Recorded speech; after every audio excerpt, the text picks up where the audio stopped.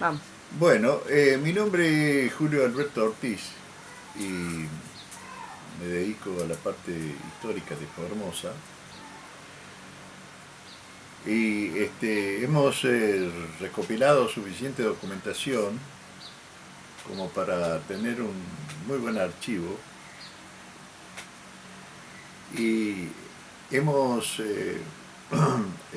podido, con mucha paciencia por supuesto, con el correr de los años, hemos podido juntar documentación que esclarezca un poco la vida de los formoseños en cuanto a su pasado, a su historia, a sus años más recientes.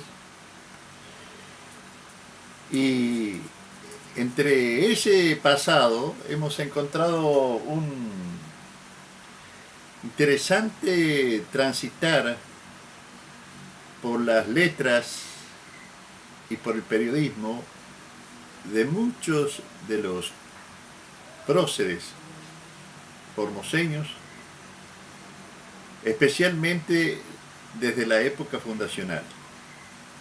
Recordemos que Villa Occidental es el antecedente que va a fundamentar la fundación de la ciudad de Formosa.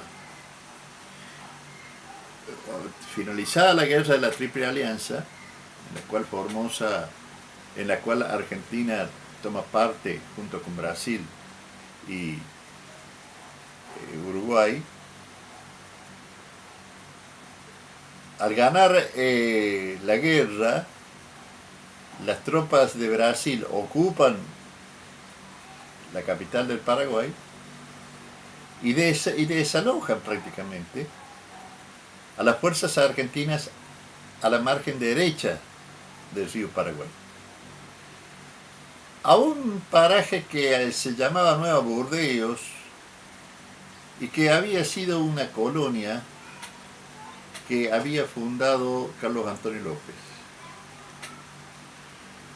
En esa ubicación, las tropas argentinas, a cargo de Julio de Bedia, van a hacerse cargo de este nuevo paraje que se dio a llamar Villa Occidental y que le posibilitó a nuestro país formar la gobernación de Chaco. Esta unidad política nace en 1872 y se extiende desde el Arroyo del Rey, en el norte de Santa Fe, hasta la Bahía Negra. Esto trajo como consecuencia una serie de rispideces con Brasil, que había sido socio de la Argentina en la guerra de la Triple Alianza, porque Brasil no quería que Argentina limite al norte con el límite entre ambos países. En consecuencia, Buenos Aires va a dictar unas medidas políticas reafirmando la posesión de estas tierras y crea la gobernación de El Chaco y coloca como gobernador de ese territorio a Julio de Bedia. Napoleón Uriburu, que es quien lo sucede a de Bedia, va a fundar en ese paraje, era un paraje simplemente, el primer diario u órgano de difusión que tuvo la región. Se llamaba precisamente El Chaco. Este órgano de difusión funcionó de 1875 a 1876 y fue un órgano oficial que transmitía 2 veces por semana las noticias fundamentales o principales de la zona. Y con posterioridad vemos nosotros algunos otros órganos que se van a tener algún tipo de difusión, pero el periodismo en sí va a tener su fuerte en la ciudad de Formosa, que es la segunda etapa de la culminación de las tropas argentinas que habían conquistado la zona derecha del río Paraguay. ¿Por qué ocurre esto? Porque en 1878 el Paraguay y Argentina deciden remitir a un fallo arbitral para fijar el límite norte del país, de la Argentina, o sea, el límite sur de esa parte del territorio paraguayo, y designan al presidente norteamericano Rutherford Hayes, quien resuelve establecer el río Pilcomayo como límite norte del país. En consecuencia, Argentina tiene que desocupar Villa Occidental y se muda al sur en un paraje que Fontana elige.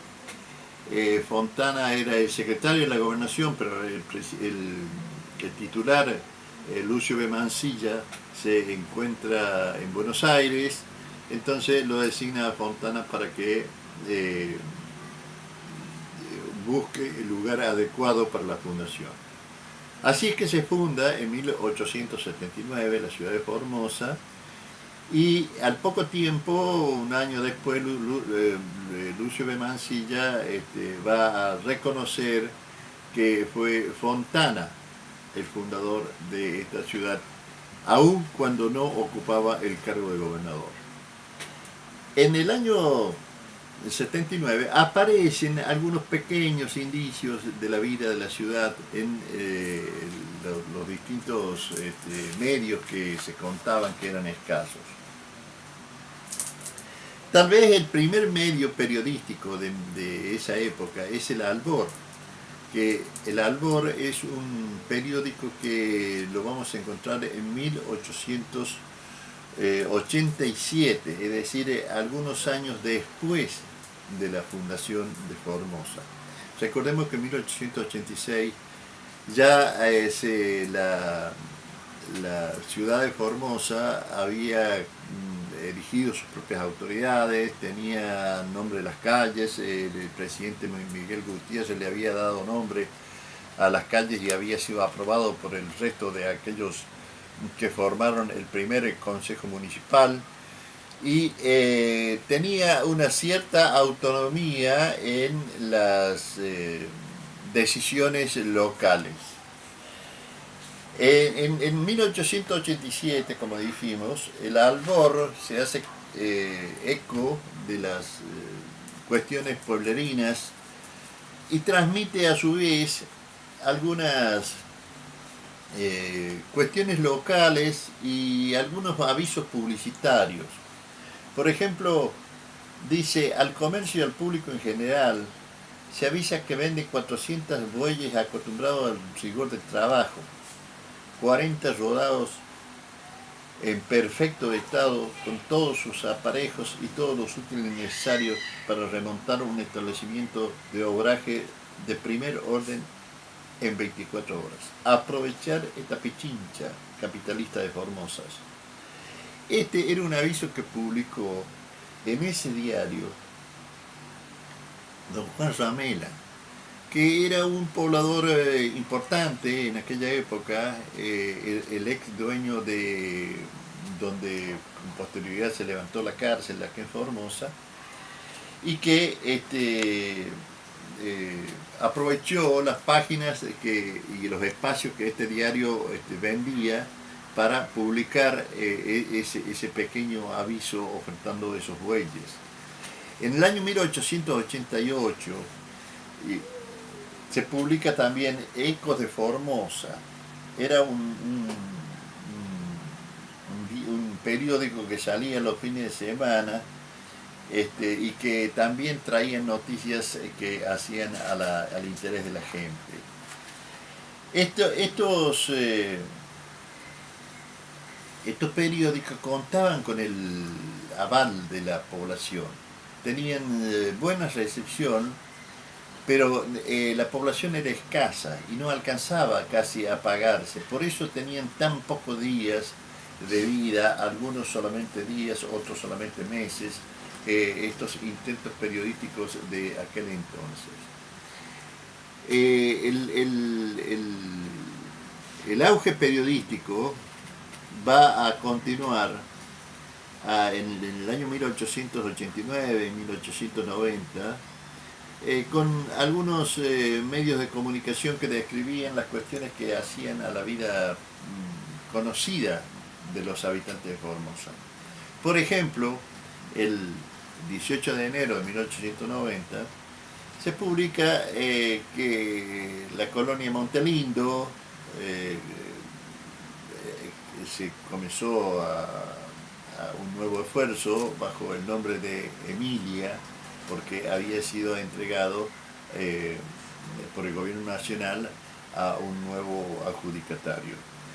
Y también sacaban en pequeñas publicaciones propagandas y de los vecinos más caracterizados del lugar, es decir, aquellos que tenían dinero para abonar, ventas circunstanciales. Por ejemplo, encontramos en el diario ya citado que se vende la existencia de un café de restaurante llamado El Pobre Diablo, propiedad de Pedro Gametro, por no poder continuar más al frente del establecimiento de la fonda.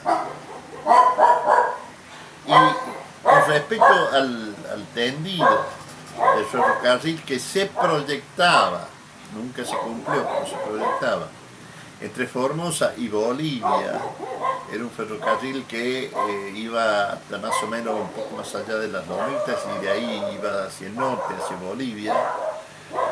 La Comisión de Obras Públicas de la Cámara de Diputados ha despachado favorablemente el proyecto, decía el diario en concesión del ferrocarril que iría desde Formosa hasta Caiza, Bolivia.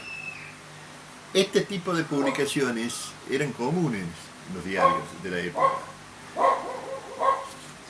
Lo vamos a encontrar en otro diario muy conocido por aquella época, El Combate, se llamaba este periódico, que se situaba en la misma avenida 25 de Mayo, entre Moreno y Rivadavia, más o menos donde estaría una casa comercial de artículos del hogar actualmente, y en ese diario, en El Combate, se hacía propaganda de distintas cuestiones que hacían a la vida de la ciudad. También se transcribían algunos artículos que tenían relación con la provincia de Corrientes o con la ciudad de Asunción. Pero en general, el vecindario se conformaba con las noticias que publicaban referente a la vida de los gobernantes de la ciudad de Formosa. ¿Hasta ahí? Perfecto.